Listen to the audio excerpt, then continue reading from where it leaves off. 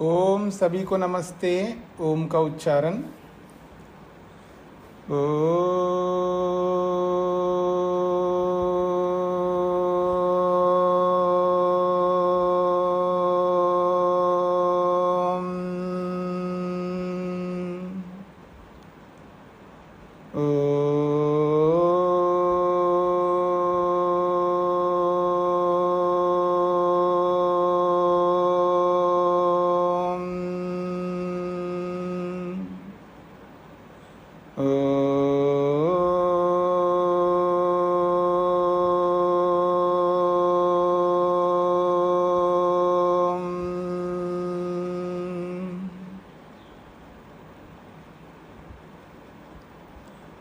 न्याय दर्शन के प्रथम अध्याय के प्रथम आहनिक के 10 सूत्र पूरे किए हैं।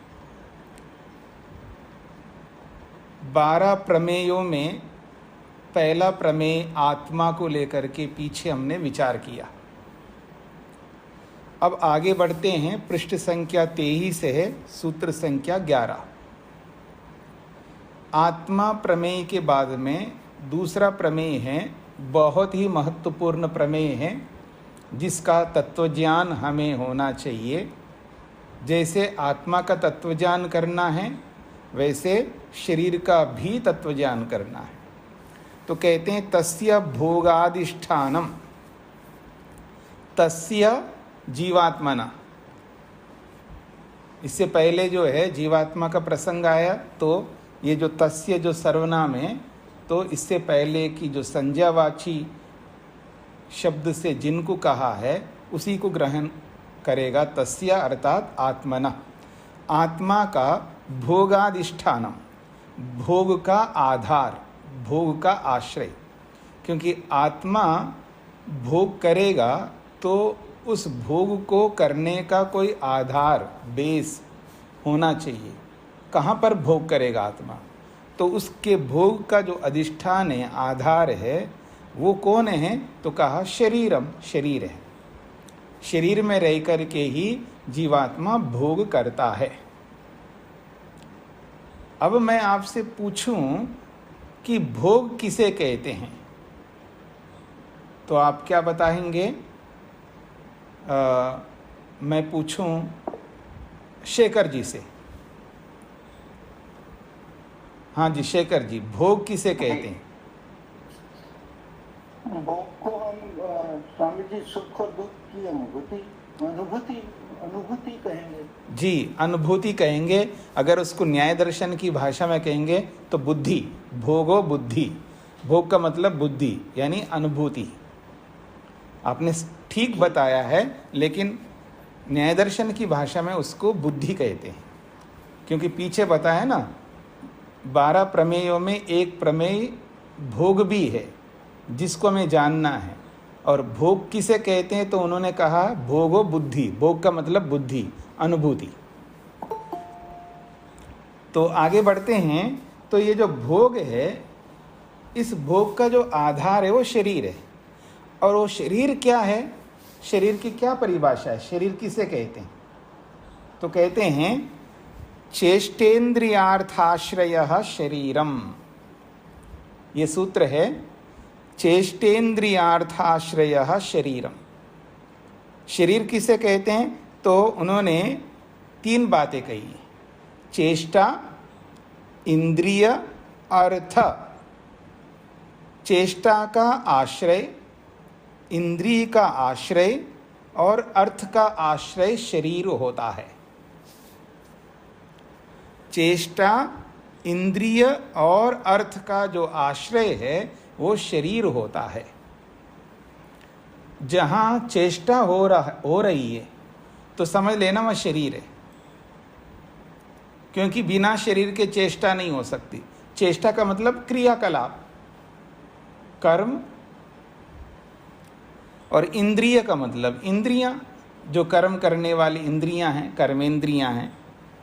अर्थ का मतलब अर्थ, रूप रस गंध आदि जो भी अर्थ है वो सब अर्थ। तो इन तीनों का जो आश्रय है, चेष्टा का, इंद्रिय का, अर्थ का जो आश्रय है वो शरीर है। बस यही सूत्र का अर्थ हो जाएगा। चेष्टा इंद्रिय और अर्थ का आश्रय जो है उसे शरीर कहते हैं।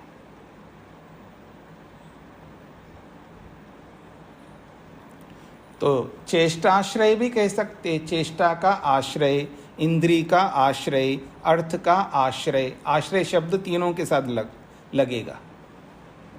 आश्रय का मतलब आधार, अधिष्ठान। मतलब चेष्टा कहाँ पर होगी? शरीर में होगी। इंद्रियां कहाँ पर होंगे? तो शरीर में होंगी इंद्रियां। और अर्थों की अनुभूति कहाँ पर होगी? तो शरीर में होगी अर्थों की अनुभूति।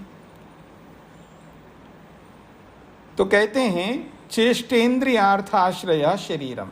चेष्टा, इंद्रिय और अर्थों का जो आधार है, आश्रय है, वो शरीर कहलाता है। प्रश्न किया है कथम चेष्टाश्रयः, ये जो शरीर है ये चेष्टा का आश्रय कैसे? हम कैसे माने कि ये शरीर चेष्टा का आश्रय है? कथम चेष्टाश्रय, चेष्टा का आश्रय कैसा है ये शरीर? तो उसका समाधान कर रहे हैं, समझने का प्रयत्न करिए। ईप्सितम जिहासितम वा अर्थम, इन शब्दों से आपको परिचित होना चाहिए।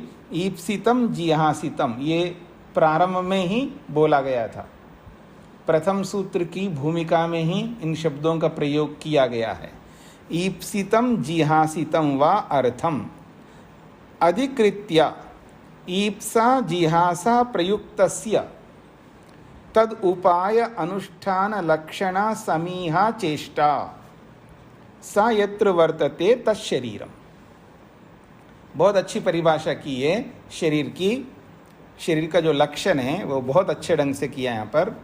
ईप्सितम जिहासितम अर्थम, ये अर्थ के विशेषण है। ईप्सितम जिहासितम वा अर्थम, अर्थ कैसा अर्थ है वो? ईप्सितम, ईप्सित कहते हैं इच्छित, जिसको हम चाहते हैं। ईप्सितम अर्थम का मतलब है इच्छित अर्थ को। मतलब हर अर्थ को हम चाहते नहीं है ना, तो जिसको हम चाहते हैं उसको कहेंगे ईप्सितम अर्थम। ईप्सित अर्थ को अर्थात इच्छित अर्थ को, जिसको हम चाहते हैं ऐसे अर्थ को। और जिहासितम अर्थम, जिसको नहीं चाहते हैं। जिहासितम का मतलब है अनिच्छित, नहीं मैं इसको नहीं चाहता। अब क्या बोलूँ मैं आपको, देखते ही मेरे को वही बात आती है। सास को नहीं चाहती है बहू, और बहू को नहीं चाहती है सास। जिसके बीच में झगड़ा चल रहा हो उनकी बात कर रहा हूँ। यह जो भी, जिसको भी हम नहीं चाहते हैं, दुख को नहीं चाहते मान लीजिएगा, दुख मात्र को नहीं चाहते हम लोग, वो हो जिहासितम अर्थम, अनिच्छित अर्थ है वो। और सुख जो है वो इच्छित अर्थ है। तो ईप्सितम अर्थम अथवा जिहासितम अर्थम, इच्छित अर्थ को या अनिच्छित अर्थ को अधिकृत्य अपने सम्मुख रख करके हम क्या करते हैं? ईप्सा जिहासा प्रयुक्तस्य, इच्छा और अनिच्छा से युक्त होकर के तद उपाय अनुष्ठान लक्षणा, उसके उपाय के अनुष्ठान करना रूपी जो बागदौड़ है उसको समीया कहते हैं, अर्थात चेष्टा कहते हैं।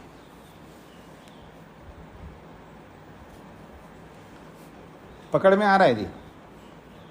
इच्छित अर्थ को सामने रख करके अथवा अनिच्छित अर्थ को सामने रख करके उस इच्छा और अनिच्छा से प्रेरित हो करके उसके उपाय के अनुष्ठान, उसका उपाय होगा ना, इच्छित अर्थ को पाने के लिए जो उपाय हो सकता है उसके लिए, या जो अनिच्छित अर्थ है उसको छोड़ने के लिए, उससे दूर हटने के लिए जो भी उपाय होता है, उस उपाय के लिए हम लोग क्या करते हैं? भागदौड़ करते हैं, उसके लिए प्रयत्न करते हैं। उस प्रयत्न को समीहा कहा यहाँ पर, उसी को चेष्टा कहा है। सा यत्र वर्तते, वो चेष्टा, वो समीहा, वो जो बागदौड़, वो जो स्पंदन होता है हमारे शरीर में, क्रियाकलाप होते हैं, इधर उधर आते हैं जाते हैं, उसको पाने के लिए या उसको छोड़ने के लिए। अगर इच्छित है तो उसको पाने के लिए, अनिच्छित है तो उसको छोड़ने के लिए, उसको त्याग करने के लिए, उसको दूर करने के लिए कुछ ना कुछ हम उद्यम करते हैं। वो जो उद्यम है, वो जो क्रियाकलाप करते हैं, उसी को यहाँ पर समीहा कहा है, चेष्टा कहा है। और वो जो समीहा, वो जो चेष्टा, वो जो क्रियाकलाप, वो जो हमारे जीवन में स्पंदन, इधर उधर भागदौड़ करना है, ये जहाँ पर हो रहा है, सा यत्र वर्तते, वो जो चेष्टा, वो जो समीहा जहाँ पर होती है, उसी को शरीर कहते हैं। तो ये सब शरीर में ही तो करते हम लोग, और कहाँ करेंगे? शरीर से तो बाहर कर नहीं सकते। हिलना, डुलना, देखना, मना करना, आंखों से इशारा कर रहे हैं हम लोग, हाथों से इशारा कर रहे हैं, शरीर से इशारा कर रहे हैं, ठीक है ना, और बोल करके कुछ कर रहे हैं, मन से उद्यम चल रहा है, वाणी से चल रहा है, शरीर से चल रहा है। ये जो सारी जो चेष्टाएं हमारे शरीर के अंदर, ये कहाँ हो रहे हैं? शरीर में तो हो रहे हैं, शरीर से तो बाहर कर ही नहीं सकते। तो कहा जा रहा है ईप्सितम जिहासितम व अर्थम, इच्छित अथवा अनिच्छित अर्थ को सामने रख करके ईप्सा जिहासा प्रयुक्तस्य, ईप्सा और जिहासा यानी इच्छा और अनिच्छा से युक्त जीवात्मा का या जीवात्मा के तद उपाय अनुष्ठान लक्षणा, उसको पाने के उपाय का अनुष्ठान करते हुए या उसको छोड़ने के उपाय को अपनाते हुए जो चेष्टा, जो समीहा, जो यत्न, जो उद्यम हम कर रहे होते हैं, वह उद्यम, वो चेष्टा, वो जो समीहा जहाँ पर होती है, उसको शरीर कहते हैं। स्पष्ट हो गया जी? आगे बढ़ते हैं। फिर कहते हैं कथम इंद्रिय आश्रय, ये शरीर इंद्रियों का आश्रय कैसे है, चेष्टा का आश्रय कैसे है, उसको समझा दिया है। अब कहते हैं कथम इंद्रिय आश्रय, इंद्रियों का आश्रय कैसा है ये शरीर? तो उत्तर दे रहे हैं यस्य अनुग्रहेण अनुगृहीतानि, यस्य अनुग्रहेण अनुगृहीतानि उपघाते च उपहतानि स्वविषयेषु साधु असाधुषु वर्तन्ते स एषाम आश्रया तशरीरम। बहुत अच्छी बात कही जा रही है। कहते हैं यस्य अनुग्रहेण, जिसके अनुग्रह से, यानी जिसके ठीक रहने से। अनुग्रह का मतलब क्या है यहाँ पर? अनुग्रह का मतलब है हाँ जी, थोड़ा सा आप मुझ पर अनुग्रह रखना जी, मेरे ऊपर कृपा रखना जी, ऐसे बोलते हैं ना हम लोग भाषा में। मेरे सिर पर थोड़ा हाथ रखना है, विशेषकर आप कहते हैं आशीर्वाद देना जी, सिर पर भी हाथ रखना जी, ऐसे रखवाते। कई बार पुरोहित जी को उसके हाथ उठा करके अपने सिर पर ऐसे ले आते हैं ऐसे, हाँ जी मेरे को भी आशीर्वाद दो ऐसे, ठीक है जी। तो कहते हैं यस्य अनुग्रहेण, जिसके अनुग्रह से, जिसकी कृपा से। अब उसकी कृपा क्या है? वो ठीक ठाक रहे शरीर, तो अनुगृहीतानि, और ये इंद्रियां भी जो है वो अनुगृहित रहती हैं, वो भी ठीक रहती हैं। या मैं मोटी भाषा में कहूँ, जिस शरीर के स्वस्थ रहने से इंद्रियां भी स्वस्थ रहती हैं। यस्य अनुग्रहेण अनुगृहीतानि, जिस शरीर के स्वस्थ रहने से इंद्रियां भी स्वस्थ रहती हैं। उपघाते च उपहतानि, और शरीर में कुछ उपघात हो गया या कुछ हानि हो गई है, शरीर में कुछ कमी आ गई है, शरीर में कोई रोग आ गया है, तो उपहतानि, वो इंद्रियां भी उपहत हो जाती हैं, वो भी बीमार हो जाती हैं। हाँ, शरीर के बीमार पड़ने पर इंद्रियां भी बीमार पड़ जाती हैं, वो भी स्वस्थ नहीं रहती हैं। तो कहते हैं यस्य उपघाते च उपहतानि, जिसके उपघात अर्थात जिसके बिगड़ने से इंद्रियां भी बिगड़ जाती हैं। स्वविषयेषु साधु असाधुषु वर्तन्ते, स्वविषयेषु का मतलब है अपने अपने विषयों में, चाहे वो साधु हो चाहे असाधु हो, हर इंद्रियां अपनी अपने विषय के साथ ही जुड़ेगी ना। जैसे आंख रूप के साथ जुड़ेगी, नासिका जो है वो गंध के साथ जुड़ेगी, जिह्वा जो है वो रस के साथ जुड़ेगी, कान जो है वो शब्द के साथ जुड़ेगा, त्वचा जो है वो स्पर्श के साथ जुड़ेगी। ऐसा तो स्व विषयेषु, अपने अपने विषयों में, और वो विषय दो प्रकार के हैं, साधु असाधु। एक तो ठीक रूप है, देखने योग्य रूप है, एक ना देखने योग्य रूप है। ऐसे सबके साथ ले लीजिएगा। साधु असाधुषु वर्तन्ते, अपने अपने विषयों में, चाहे वो उत्तम विषय हो या अनुत्तम विषय हो, वो सत्य न्याय युक्त विषय हो या वो असत्य अन्याय युक्त विषय हो, उनमें ये लगी रहती हैं। स एषाम आश्रयः, वह जो है इन इंद्रियों का जो आश्रय है वो कौन है? तत्शरीरम, उसी को शरीर कहते हैं, क्योंकि इसी शरीर में ये सब रह करके काम कर रही हैं इंद्रियां। पकड़ में आ गया जी सब लोगों को? जिनको भी समझ में ना आए तो पूछ सकते हैं, सरल है। जब सरल है तो हम शीघ्रता से आगे भी बढ़ सकते हैं। तो आगे बढ़ रहे हैं। अब आपको क्या समझ में नहीं आया निर्मला जी?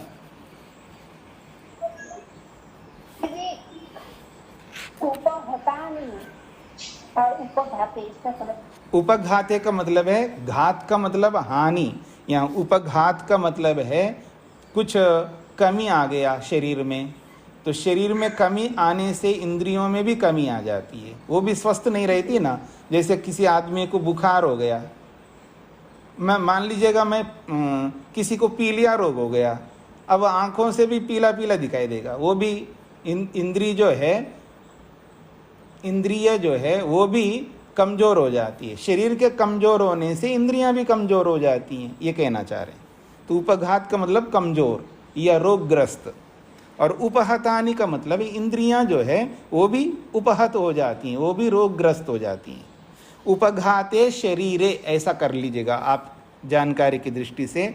उपघाते शरीरे, शरीर के उपघात होने पर, शरीर में रोग आने पर, शरीर में कमी आने पर, और इंद्रियां जो है नपुंसक लिंग में है, तो उपहतानि इंद्रियानि, इंद्रियां भी रोगग्रस्त हो जाती हैं। हाँ जी, धन्यवाद। आगे बढ़ते हैं। आगे कह रहे हैं कथम अर्थाश्रय, ये जो शरीर है ये अर्थों का आश्रय कैसा है, कैसे अर्थों का आश्रय है? तो उसका समाधान कर रहे हैं। यस्मिन् आयतने इंद्रियार्थ सन्निकर्षात् उत्पन्नयो सुख दुःखयो प्रतिसंवेदनम प्रवर्तते स येषाम आश्रया तच्छरीरमिति। कहते हैं कथम अर्थाश्रय, अर्थ का आश्रय ये शरीर कैसा है? तो उत्तर दे रहे हैं यस्मिन् आयतने, जिस आयतन में, आयतन कहते हैं आधार, यस्मिन् आयतने, जिस आधार में, इंद्रियार्थ सन्निकर्षात, इंद्रिय और अर्थों के साथ सन्निकर्ष होने से, उत्पन्नयो सुख दुःखयो, जो सुख और दुख उत्पन्न होते हैं, और उन सुख और दुखों का प्रतिसंवेदन अर्थात अनुभूति प्रवर्तते होती है, जिस आधार में, जिस आयतन में। यस्मिन् आयतने का मतलब है जिस आधार में, और वो आधार कौन है? शरीर है ना। यहाँ पर शरीर की चर्चा हो रही है। आयतनम कहा, आधार आश्रय शरीर है यहाँ पर। तो जिस आधार में, अर्थात जिस आधार रूपी शरीर में, क्योंकि इंद्रियार्थ सन्निकर्ष कहाँ पर होगा जी? शरीर में ही तो हो रहा है। तो कहते हैं जिस आयतन में, जिस आधार में इंद्रिय और अर्थ के साथ जब सन्निकर्ष होता है, उस सन्निकर्ष से क्या होता है जी? सुख या दुख उत्पन्न होते हैं। तो उत्पन्नयो सुख दुःखयो, इंद्रियार्थ सन्निकर्ष से। हाँ जी, मैंने आंखों से रूप को देख रहा हूँ जी। क्यों देख रहा हूँ जी? मैं सुख के लिए देख रहा हूँ, और क्या? अब ना चाहते हुए भी सास को देखना पड़ रहा है तो दुख के लिए देख रहा हूँ, और क्या दुख होगा उसको? नहीं देखना चाहता जी इसको। तो इंद्रियार्थ सन्निकर्ष से जो उत्पन्न हो रहे हैं, क्या उत्पन्न होंगे जी? दो चीजें, सुख और दुख। तो सुख दुख जो उत्पन्न हुए हैं उनका प्रतिसंवेदनम, अनुभव प्रतिसंवेदन, संवेदन नहीं बोला, याद रखना, इस शब्द पर ध्यान दीजिए। प्रतिसंवेदन, प्रतिसंवेदन का मतलब है पीछे से अनुभव करने वाला। पहले कौन अनुभव करता है? मन, क्योंकि मन में आता है, मन में आए हुए को, मन में आई हुई अनुभूति को, या यूं कहिए मन में आए हुए उस ज्ञान को प्रतिसंवेदन, पीछे से देखने वाला है, बाद में अनुभव करने वाला है। पहले मन अनुभव कर रहा है, उसके बाद अनुभव का मतलब है आप ये मत समझना कि वो मन एहसास करता है, इसका ये अभिप्राय नहीं है। अर्थात मन में आए हुए उस ज्ञान को, सुख को या दुख को, और सुख भी आ रहा है दुख भी आ रहा है, तो दुख का भी ज्ञान हो रहा है वहाँ पर, और सुख का भी ज्ञान, तो सुख भी और ज्ञान भी, ये दोनों मन में आए। उस मन में आए हुए सुख के ज्ञान को, दुख के ज्ञान को अनुभव करने वाले आत्मा को यहाँ पर प्रतिसंवेदनम कहा, यानी पश्चात संवेदनम, बाद में अनुभव करने वाला। पहले मन में आते हैं ये सब, उसके बाद आत्मा अनुभव करता है, इसलिए प्रतिसंवेदन कहा है। तो ये जो बाद में अनुभव करना है, जहाँ प्रवर्तते, मतलब जिस शरीर में ये सब हो रहा है, स एषाम आश्रयः, वो इन अर्थों का आश्रय है। कौन है वो? तत्शरीरम, उसको शरीर कहते हैं। हाँ जी, ये सूत्र पूरा हो गए जी। अब किसी को समझ में नहीं आया तो पूछ सकते हैं आप।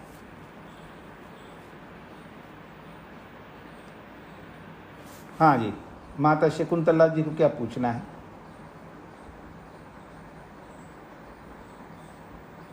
मैं खोलना पड़ेगा ना आपको।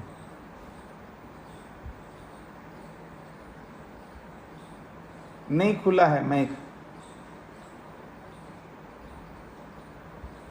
हाँ जी, शेखर जी को क्या पूछना है? जी स्वामी जी, जब हम इंद्रियों का आश्रय कह रहे थे ना, जब आपने कहा कि जब इंद्रियां रोगी हो जाती हैं तो इंद्रियां रोगी नहीं, शरीर के रोगी होने पर इंद्रियां रोगग्रस्त। हाँ जी जी जी, शरीर रोगी होने से इंद्रियां भी बीमार सी पड़ जाती है, कमजोर हो जाती है। और उसमें साधु असाधु का क्या था, भले बुरे का जैसे भी, उसमें क्या होता है स्वामी जी? नहीं, साधु असाधु का मतलब है उसके जो विषय है ना, जैसे नेत्रेंद्रिय का विषय रूप है। अब रूप जो है साधु भी हो सकता है, असाधु भी, यानी देखने योग्य रूप को हम साधु कह रहे हैं और न देखने योग्य रूप को असाधु कह रहे हैं। ऐसे सभी विषयों को कहिए, दो प्रकार के विषय होते हैं ना, तो अपने अपने विषयों को देखने में लगे रहते हैं, चाहे वो साधु को देखने में लगी हुई इंद्रिय अथवा असाधु को देखने में भी लग जाती है। जब बुद्धि खराब होती है तो व्यक्ति न देखने योग्य रूप को देख रहा है, जब बुद्धि खराब नहीं होती है तो देखने योग्य रूप को ही देखता है। ऐसे सबके साथ लगाना, लेकिन उसका स्वभाव तो है ना, वो इंद्री तो किसी में भी लग सकती है, चाहे वो तो रूप है उसके सामने, इंद्री के सामने। उसको ये नहीं पता ये साधु असाधु है, लेकिन ये हमारी बुद्धि काम करती है उसके पीछे। अगर मैं अविद्याग्रस्त रहूँगा तो असाधु रूप को भी देखूंगा, और विद्या से युक्त रहूँगा तो साधु को भी देखूंगा। तो इसलिए कहा स्व विषयेषु, अपने अपने विषयों में। वो विषय कैसे हैं? दो प्रकार के, साधु असाधु वाले विषय हैं, उनमें वो लग जाती है, ये कहा है जी। जी जी जी स्वामी, स्पष्ट हो गया? हाँ, माता विजया जी को क्या पूछना है?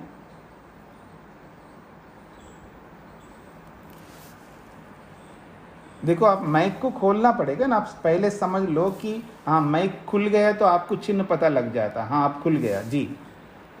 नमस्ते स्वामी जी। जी, ये समीहा का अर्थ पूछना है। समीहा का मतलब चेष्टा। हाँ, मतलब साथ में है। हाँ, उसको खोला है, समीहा को ही खोला है, चेष्टा। अच्छा ठीक। हाँ, चेष्टा कहो, समीहा कहो, यत्न कहो, मेहनत कहो, उद्यम कहो, हाँ, या क्रियाकलाप कहो, या बागदौड़ कहो, ये सब वही है, चेष्टा को ही समीहा को कहा है जी। जी हाँ जी, और किसी को पूछना? माता शकुंतला जी अब बोलिए जी। एक तो ये कि सुख दुःखयोः प्रतिसंवेदनम प्रवर्तते, जी इसको क्या क्या सोचते, क्या कहेंगे?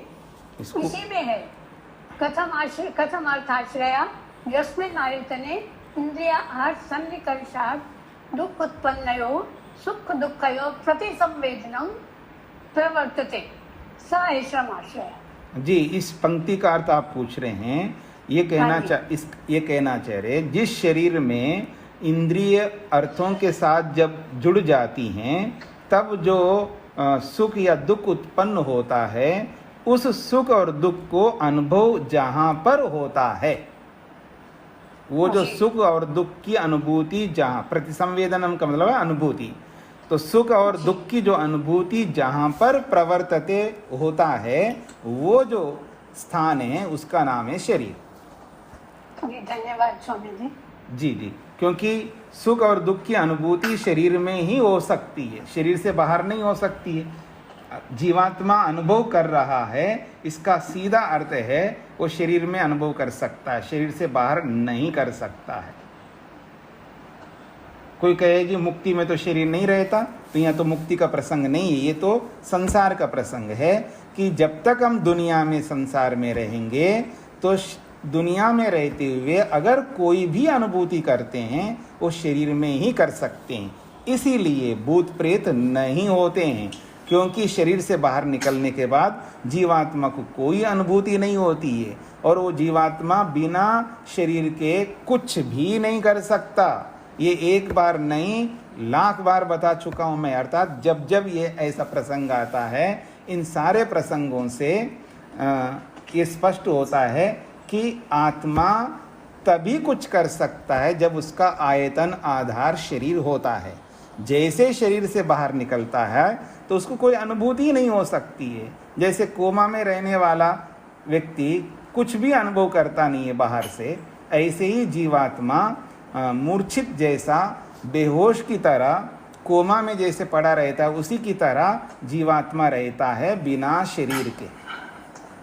अब माइक को बंद कर दीजिएगा माता जी। जी तो ठीक है जी, तो ये हो गया जी भोगायतनम, भोग का आधार आश्रय शरीर, उसकी परिभाषा हो गई। तो आपसे कोई पूछे शरीर किसे कहते हैं, तो आपको बताना होगा कि शरीर का मतलब या तो पूरा सूत्र बोलिए, चेष्टेन्द्रियार्थाश्रय शरीरम, अथवा आपको सूत्र याद नहीं है तो आपको ये हिंदी में बोलना होगा, शरीर उसको कहते हैं जो कि चेष्टा का, इंद्रियों का, अर्थों का आश्रय होता है, उसे शरीर कहते हैं। ठीक है, तो आगे बढ़ते हैं जी। तो 2 प्रमेय पूरे हो गए जी। 12 प्रमेयों में से आत्मा और शरीर 2 प्रमेय पूरे हो गए, याद करते जाइए। तीसरा प्रमेय है इंद्रिय। जैसे आत्मा का तत्वज्ञान हमें करना है, जैसे शरीर का तत्वज्ञान करना है। अब आपको पता नहीं शरीर का क्या तत्वज्ञान हुआ या नहीं हुआ, मतलब आपको ये समझ में आ गया कि दुनिया में कोई भूत प्रेत नहीं होता है, ये तत्वज्ञान हुआ नहीं हुआ।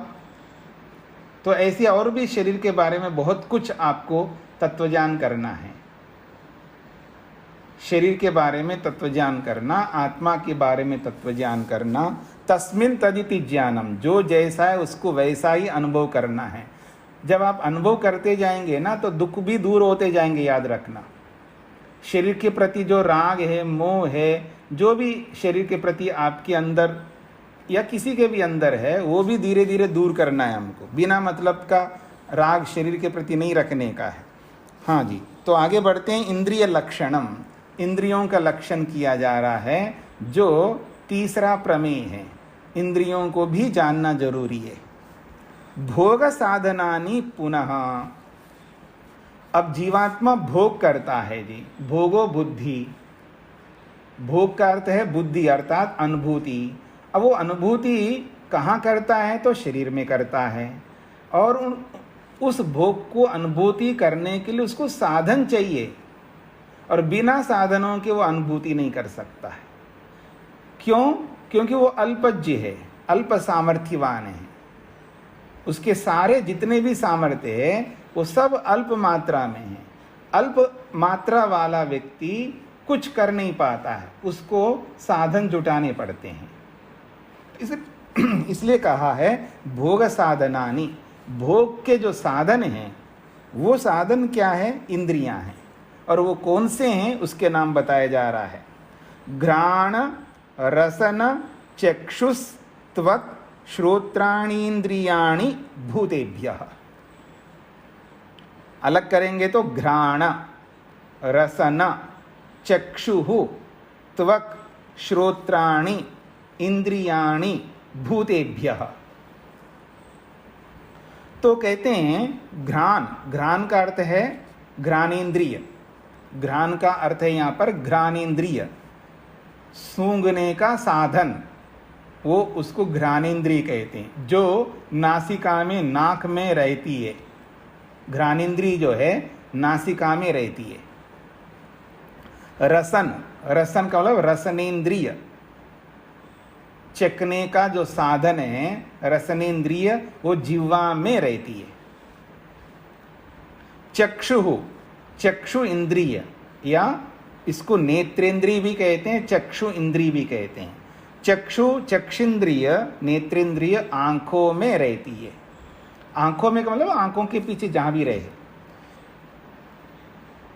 त्वक, त्वक जो है त्वचा को कहते हैं, यानी स्पर्शेंद्रिय को कहते हैं। त्वक का मतलब है स्पर्शेंद्रिय। तो स्पर्शेंद्रिय जो है ये पूरी त्वचा में रहती है। और श्रोत्रम, श्रोत्राणि ये बहुवचन में है पूरा मिला करके। तो श्रोत्र, श्रोत्र का मतलब होता है श्रोत्रेंद्रिय, जो कानों में रहती है। तो घ्राणेन्द्रिय नाक में, रसनेन्द्रिय जिह्वा में, चक्षु इंद्रिय आंखों में, त्वक इंद्रिय पूरी त्वचा में, श्रोत्रेंद्रिय दोनों कानों में, ये सब रहती हैं। ये इंद्रियां कहलाती हैं। और ये इंद्रियां कहाँ से आती हैं, इनके पीछे कारण क्या है? तो कहते भूतेभ्यः, ये भूतों से आती है। भूत इनके कारण है। भूत का मतलब है यहाँ पर न्याय और वैशेषिक में भूत शब्द से पंचमहाभूतों को लेते हैं। पृथ्वी, जल, अग्नि, वायु और आकाश, इन 5 भूतों से ये इंद्रियां यहाँ पर उत्पन्न होती है, ऐसा अर्थ करते हैं। अब यहाँ पर थोड़ा सा हमें समझना है कि सांख्य में तो इंद्रियों को अहंकार से उत्पन्न माना है। इंद्रियां कहाँ से उत्पन्न होती है जी? अहंकार से। आप में से जिन लोगों ने सांख्य दर्शन पढ़ा हो तो उनको ये समझ में आ जाना चाहिए कि इंद्रियां जो है वो अहंकार से उत्पन्न होती है। जैसे सत्व रज तम से महतत्व रूपी बुद्धि उत्पन्न होती है, और महतत्व रूपी बुद्धि से अहंकार उत्पन्न होता है, और अहंकार से बहुत सारी चीज़ें उत्पन्न होती है। उनमें से कौन कौन सी है? अहंकार से मन उत्पन्न होता है, अहंकार से 5 ज्ञानेंद्रियां उत्पन्न होती हैं, अहंकार से 5 कर्मेंद्रियां उत्पन्न होती हैं, अहंकार से 5 तन्मात्राएं उत्पन्न होती हैं। फिर उन 5 तन्मात्राओं से 5 भूत उत्पन्न होते हैं, जिनको पंचभूत कहते हैं। तो यहाँ पर कहा कि ये जो इंद्रियां हैं ये भूतेभ्यः, भूतों से उत्पन्न होती हैं। तो यहाँ भूत से पंचमहाभूत ही लेंगे, अहंकार तो नहीं ले सकते। पर यहाँ इंद्रिय से, ये इंद्रियां जो है, जो सांख्य ने जो बोला है वो इंद्रियां ना लेकर के यहाँ गोलकों को लेना चाहिए हमको, तो समाधान हो जाएगा। तो यहाँ इंद्रिय से गोलक को लिया जा रहा है, इंद्रिय से यहाँ गोलक को लिया जा रहा है, तो उसमें कोई समस्या नहीं आएगी।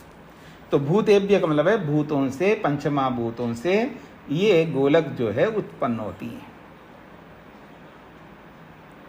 आप देखेंगे घ्राण, नासिका जो है ये गोलक ही तो है जो हमको दिखाई दे रहा है। नासिका है, जिह्वा है, ठीक है जी, और चक्षु है, त्वक है, श्रोत्र है, ये सब जो है गोलक है। तो ये गोलक जो है पंचमहाभूतों से, जैसे शरीर पंचमहाभूतों से उत्पन्न होता है तो ऐसे ये गोलक भी पंचमहाभूतों से। तो क्योंकि न्याय और वैशेषिककार जो है ये स्थूल पदार्थों की व्याख्या करते हैं और सांख्य दर्शनकार जो है सूक्ष्म पदार्थों की व्याख्या करते हैं, बस इतना अंतर है। तो आइए सूत्र का अर्थ होगा घ्राण, रसन, चक्षु, त्वक और श्रोत्र, ये पांचों इंद्रियां भूतों से उत्पन्न होती हैं या भूत कारण वाले ये इंद्रियां हैं, ऐसा भी कह सकते हैं।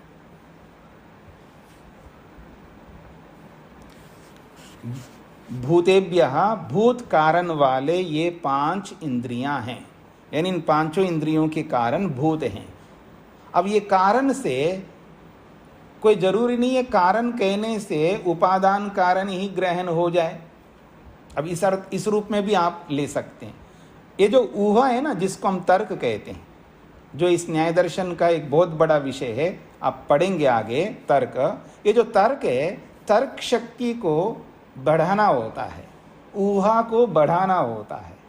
विचार जो है, जितना अधिक विचार करता है व्यक्ति, वो विचार जो है मनमर्जी से नहीं, प्रमाण पूर्वक, मतलब प्रत्यक्ष प्रमाण के आधार पर, अनुमान प्रमाण के आधार पर, उपमान प्रमाण के आधार पर या शब्द प्रमाण के आधार पर ऊहा को बढ़ाया जाता है। ऊहा तर्क शक्ति को विकसित किया जाता है। अब भूतेभ्यः भूतों से या भूत कारण वाले ये 5 इंद्रियां हैं। अब कारण शब्द से हम जरूरी नहीं है कि कारण शब्द से उपादान कारण को ही लिया जाए। कारण तो अलग अलग होते हैं। उपादान कारण को भी कारण कहते हैं, निमित्त कारण को भी कारण कहते हैं, साधारण कारण को भी कारण कहते हैं। तो कोई भी एक कारण हो सकता है। तो यहाँ पर उपादान कारण ही क्यों ले रहे हैं? यानी भूतों के बिना ये इंद्रियां काम नहीं कर सकती है, इसलिए भूत कारण वाले ये इंद्रियां हैं। बस ये समझ लीजिए, इन पंचमहाभूतों के बिना तो ये इंद्रियां काम ही नहीं कर सकती हैं। तो भूत कारण वाले ये 5 ज्ञानेंद्रियां हैं, ऐसा यहां पर समझना चाहिए।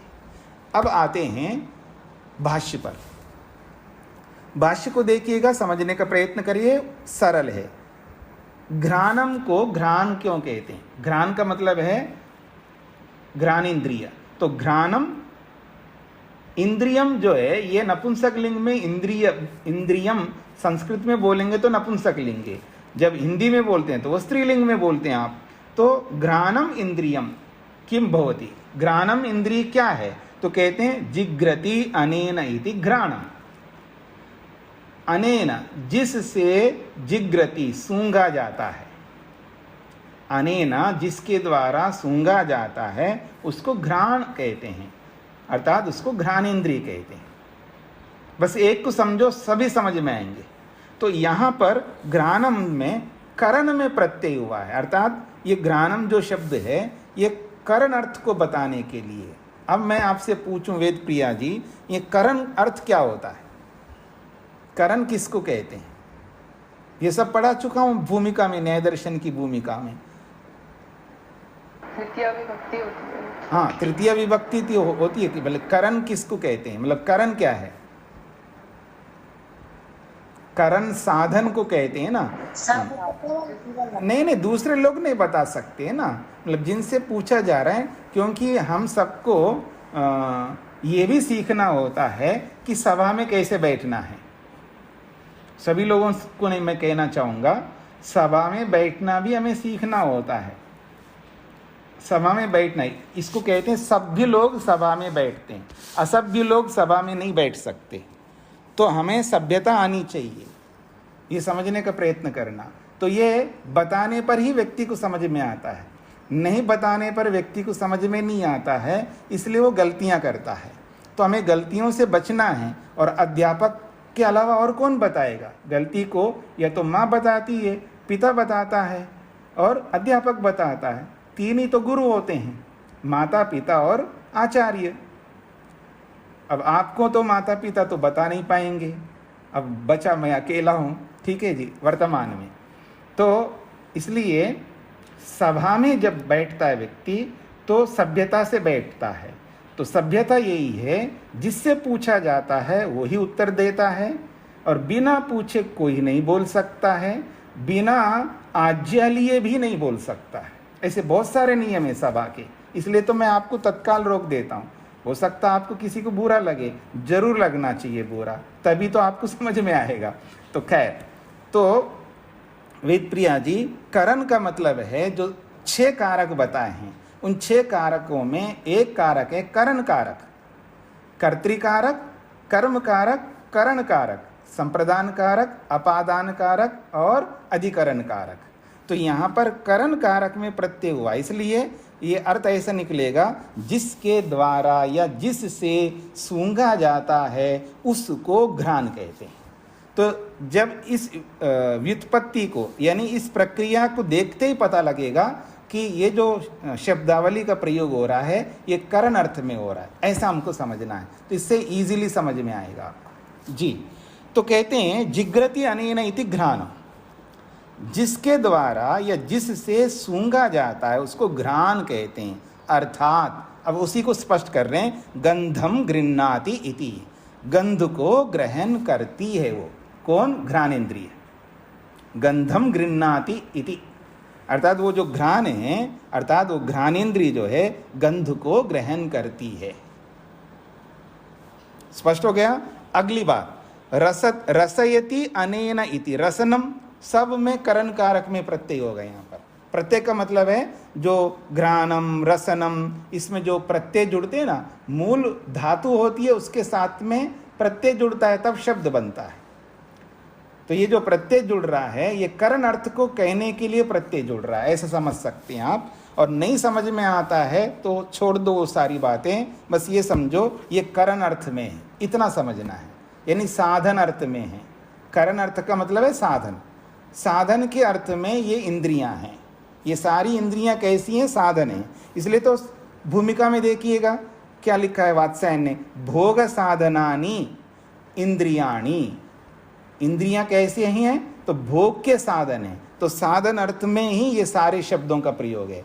घ्राणम, रसनम, चक्षुः, स्पर्शनम, त्वक, ये सब साधन अर्थ को कहने के लिए है।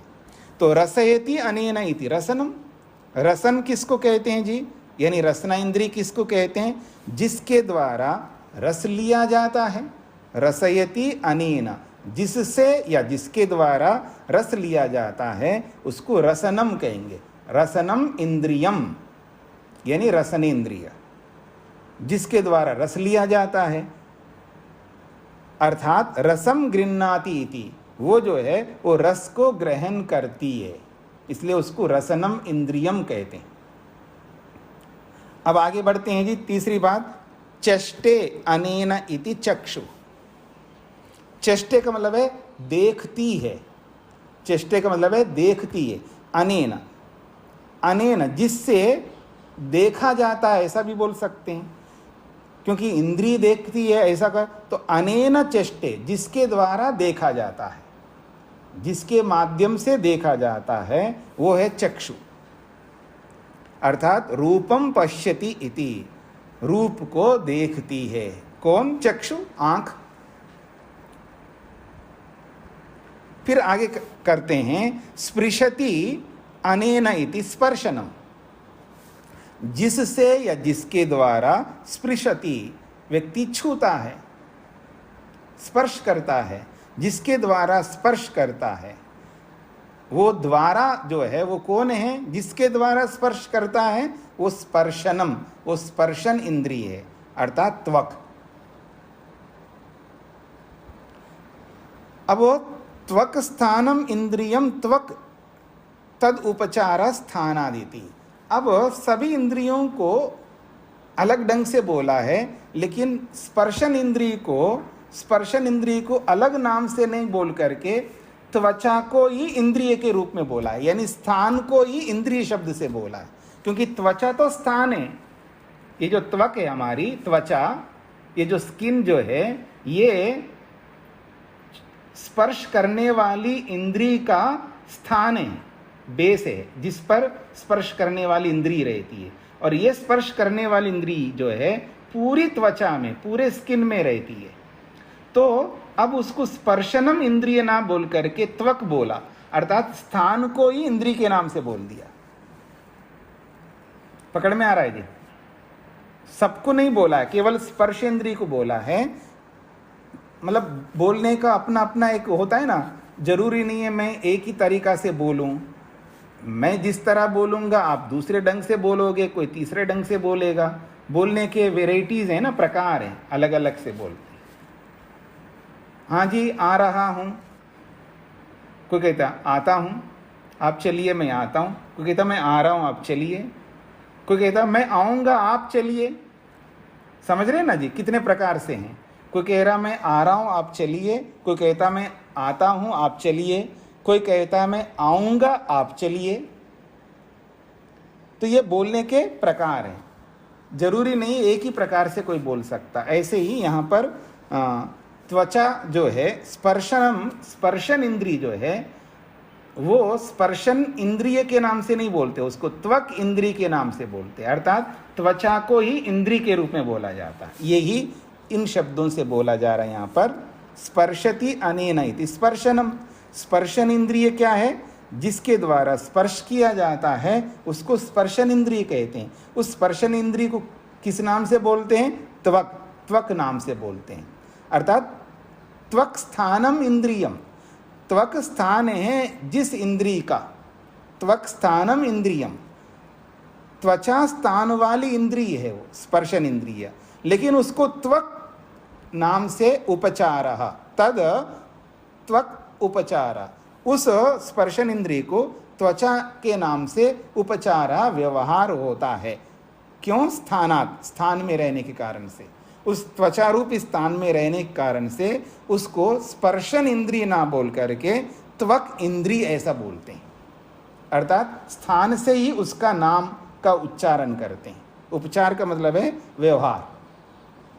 पकड़ में आ रही है जो ये कहना चाहते हैं।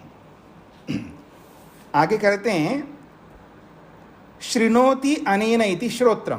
पांचवी इंद्रिय के बारे में कहा जा रहा है। अनेन, जिसके द्वारा व्यक्ति सुनता है।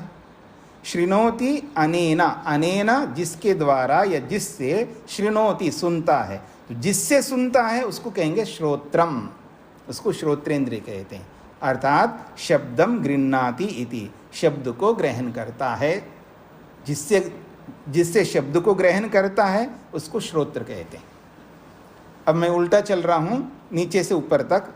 श्रोत्रम इंद्रियम, श्रोत्र इंद्रिय किसको कहते हैं? शब्दम गृह्णाति, जिससे शब्द को ग्रहण करता है उसको श्रोत्रेंद्रिय कहते हैं। ऐसा बोलो, या शृणोति अनेन इति श्रोत्रम। दो ढंग से यहाँ व्याख्या की है।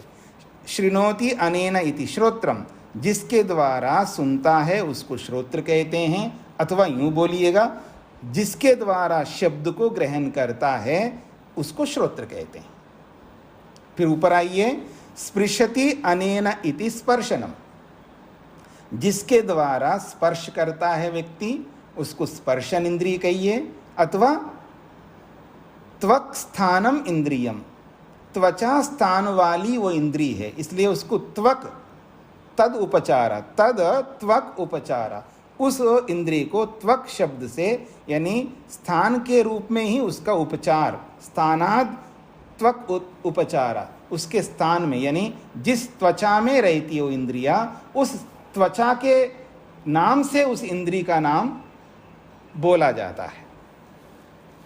फिर तीसरे स्थान पर आइए, चष्टे अनेन इति चक्षु, जिसके द्वारा देखता है व्यक्ति उसको चक्षु कहते हैं। अथवा यूं कहिए, रूपम पश्यति इति, जिसके द्वारा रूप को देखता है उसको चक्षु कहते हैं। फिर आइए चौथे स्थान पर, रसयति अनेन इति रसनम, जिसके द्वारा रस लेता है व्यक्ति उसको रसनम इंद्रिय कहते हैं। अथवा जो रस को ग्रहण करता है, जिसके द्वारा रस को ग्रहण करता है उसको रसनम इंद्रिय कहते हैं। पांचवी इंद्रिय, जिसके द्वारा जिग्रति अनेन जिग्रति इति घ्राणम, जिसके द्वारा व्यक्ति सूंघता है उसको घ्राण इंद्रिय कहते हैं। अथवा गंधम गृह्णाति इति, जो गंध को ग्रहण करता है, जिसके द्वारा गंध को ग्रहण करता है उसको घ्राण इंद्रिय कहते हैं। तो गंध को जिसके द्वारा ग्रहण करता है उसको घ्राणेन्द्रिय कहते हैं, रस को जिसके द्वारा ग्रहण करता है उसको रसनेन्द्रिय कहते हैं, रूप को जिसके द्वारा ग्रहण करता है उसको चक्षु इंद्रिय कहते हैं, स्पर्श को जिसके द्वारा ग्रहण करता है उसको स्पर्शेंद्रिय कहते हैं या त्वक इंद्रिय कहते हैं, और जिसके द्वारा शब्द को ग्रहण करता है उसको श्रोत्रेंद्रिय कहते हैं, या शब्द को जिसके द्वारा ग्रहण करता है उसको श्रोत्रेंद्रिय कहते हैं। यहाँ तक पहुँच गए जी। अब अंत में कहते हैं ये जो नाम रखे हैं इन पांचों के, तो कहते एवं समाख्या निर्वचन सामर्थ्यात् बोध्यम। समाख्या का मतलब संज्ञा, समाख्या कहते हैं संज्ञा को। एवं इस प्रकार से समाख्या निर्वचन सामर्थ्यात्, संज्ञा के निर्वचन के सामर्थ्य से, ये जो संज्ञा है ना, घ्राणम, रसनम, चक्षुः, स्पर्शनम, श्रोत्रम, ये जो संज्ञाएं हैं, ये जो नाम है, इन नामों के निर्वचन सामर्थ्य से ही उनका अर्थ जाना जाता है या उनके अर्थ को बोध्यम जानना चाहिए। यानी नामों से ही, संज्ञा समाख्या निर्वचन सामर्थ्यात्, नामों के निर्वचन सामर्थ्य से ही उनको इंद्र के रूप में जान लेना चाहिए। यह है समाख्या निर्वचन सामर्थ्यात् बोध्यम का अर्थ है। समाख्या कहते हैं संज्ञा को। ये पहले भी अनेक बार ये शब्द आए समाख्या। समाख्या का मतलब संज्ञा, संज्ञा कहो, समाख्या कहो, नाम कहो, एक ही बात है। ये सब पर्यायवाची शब्द है। तो नाम के निर्वचन से, यानी इंद्री का जो नाम रखा है उस नाम के निर्वचन से ही उन इंद्रियों को जाना जाता है, ऐसा समझ लेना चाहिए। स्व विषय ग्रहण लक्षणानि इंद्रियानि, इसी को खोला है, समाख्या निर्वचन सामर्थ्य को ही खोल करके समझाया है। स्व विषय ग्रहण लक्षणानि इंद्रियानि, अपने अपने विषयों को ग्रहण करने के लक्षण वाली इंद्रियां हैं। मतलब इंद्रियों का लक्षण जो है, मतलब श्रोत्र को श्रोत्र क्यों कहते हैं? क्योंकि वो अपने ही शब्द को ग्रहण करने में सक्षम है, वो दूसरे को ग्रहण करने में सक्षम नहीं है। अर्थात श्रोत्रेंद्रिय रूप को ग्रहण करने में सक्षम नहीं है, और चक्षु इंद्रिय जो है शब्द को ग्रहण करने में सक्षम नहीं है। इसलिए स्व विषय ग्रहण लक्षणानि, अर्थात अपने अपने विषय को ग्रहण करने के लक्षण स्वरूप वाली इंद्रियां हैं। अर्थात ये इंद्रियां ऐसी है, अपने अपने विषयों को ही ग्रहण करती हैं, किसी दूसरे विषय को ग्रहण नहीं कर सकती है। और ये बात उसके जो नाम रखे गए हैं उन नामों से पता लगता है। यानी वो जो संज्ञाएं, उनके जो नाम हैं, उनके नामों के निर्वचन से, अर्थात उनके नामों की व्याख्या से ही पता लगता है। अथवा मैं ये कहूँ, उनके नामों के एक्सप्लेनेशन से ही पता लगता है कि ये इंद्री कौन सी है। अब अंत में एक बात कही जा रही है, भूतेभ्य इति। जो सूत्र में भूतेभ्य आया है ना, उसको समझाया जा रहा है। भूतेभ्य इति, भूतों से या भूत कारण वाले हैं ये। तो कहते हैं नाना प्रकृति नाम एषाम सताम विषय नियमः, न एक प्रकृति नाम। कहते हैं नाना प्रकृति नाम, अलग अलग प्रकृति वाले। प्रकृति का मतलब, प्रकृति का अर्थ है कारण। तो नाना प्रकृति नाम का मतलब अलग अलग कारण वाले ये। एषाम इंद्रियाणाम नाना प्रकृति नाम, अलग अलग कारण वाले इन इंद्रियों के होने के कारण से ही विषय नियम, विषयों का नियम है। मतलब अलग अलग कारण वाली है ना इंद्रियां। एक इंद्रिय दूसरी इंद्रिय से नहीं मिलती है, क्योंकि एक इंद्रिय का कारण पृथ्वी है, एक इंद्रिय का कारण जल है, एक इंद्रिय का कारण अग्नि है, एक इंद्रिय का कारण जो है वायु है, एक इंद्रिय का कारण आकाश है। 5 भूत है ना, यहाँ भूतेभ्य 5 भूत है। 5 भूतों के नाम है पृथ्वी, जल, अग्नि, वायु और आकाश। तो 5 भूत वाले। तो नाना प्रकृति नाम, अलग अलग प्रकृति है इनकी, अर्थात अलग अलग कारण वाली हैं। तो ये जो इंद्रियां हैं ये अलग अलग कारण वाली इंद्रियां हैं, इसलिए विषय नियम, विषयों का नियम है। मतलब घ्राणेन्द्रिय जो है, घ्राणेन्द्रिय का कारण कौन है? पृथ्वी है, और पृथ्वी का गुण क्या है? गंध है। इसलिए घ्राणेन्द्रिय गंध को ही ग्रहण कर सकती है। क्योंकि घ्राणेन्द्रिय की प्रकृति कारण जो है वो पृथ्वी है। पकड़ रहे हैं जी मेरी बातों को, समझने का प्रयत्न करिएगा। भाई घ्राणेन्द्रिय गंध को क्यों ग्रहण करती है? क्योंकि घ्राणेन्द्रिय का जो कारण है वो प्रकृति है, वो पृथ्वी है। घ्राणेन्द्रिय का जो कारण है, घ्राणेन्द्रिय का जो भूत है वो पृथ्वी है। तो पृथ्वी गंध वाली होती है, इसलिए वो घ्राणेन्द्रिय गंध को ही ग्रहण कर सकती है। फिर कहा है रसना इंद्रिय। रसना इंद्रिय का कारण कौन है? जल है, तो इसलिए वो रस को ही ग्रहण कर सकती है। फिर चक्षु इंद्रिय का कारण कौन है? वो अग्नि है, इसलिए वो रूप को ही ग्रहण कर सकती है, क्योंकि अग्नि में ही रूप है। अग्नि का मुख्य गुण रूप है, जल का मुख्य गुण रस है, पृथ्वी का मुख्य गुण गंध है। ये सिद्धांत है, ये शास्त्र का, न्याय और वैशेषिक का ये सिद्धांत है। पृथ्वी का जो मुख्य गुण है वो गंध है, और जल का जो मुख्य गुण जो है वो रस है, और अग्नि का मुख्य गुण रूप है। ऐसे वायु का मुख्य गुण स्पर्श है, ऐसे ही आकाश का मुख्य गुण शब्द है। तो नाना प्रकृति नाम एशाम सताम, ये अलग अलग प्रकृति वाले, अलग अलग कारण वाले होने के कारण से ही विषय नियमा, विषयों में नियम है, अपने अपने विषयों को ही ग्रहण करती है, एक दूसरे का विषय को ग्रहण नहीं कर सकती है। न एक प्रकृति नाम, क्यों ये अलग अलग विषयों को ग्रहण करती है? क्योंकि ये एक प्रकृति वाले नहीं है, अर्थात ये इंद्रियां एक कारण वाले नहीं है, अलग अलग कारण वाले हैं, तो इसलिए अलग अलग विषयों को ग्रहण करती है। सती च विषय नियमे, ये विषयों का नियम होने पर ही स्व विषय ग्रहण लक्षणत्वं भवति, अपने अपने विषय को ग्रहण करने का लक्षण सिद्ध हो सकता है।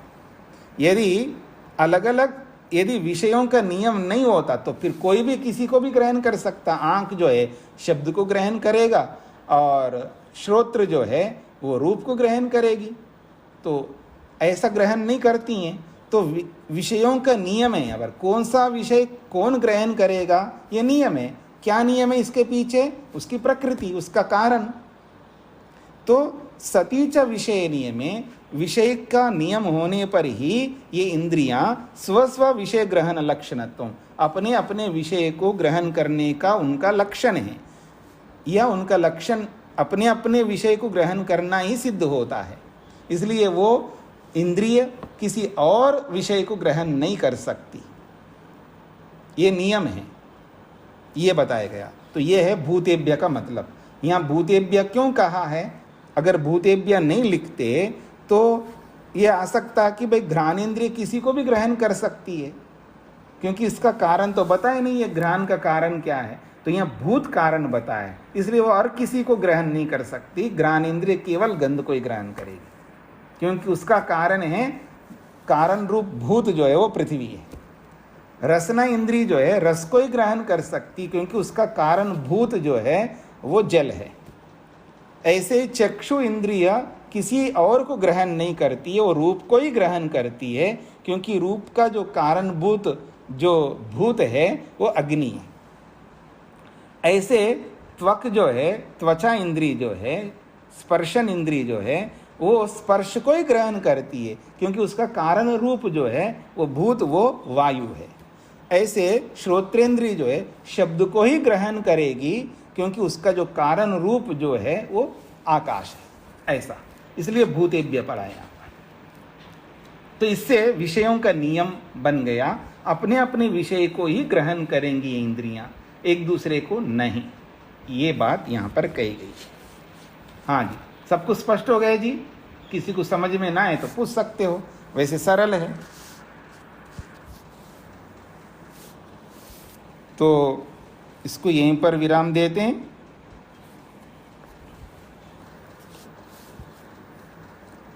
ओम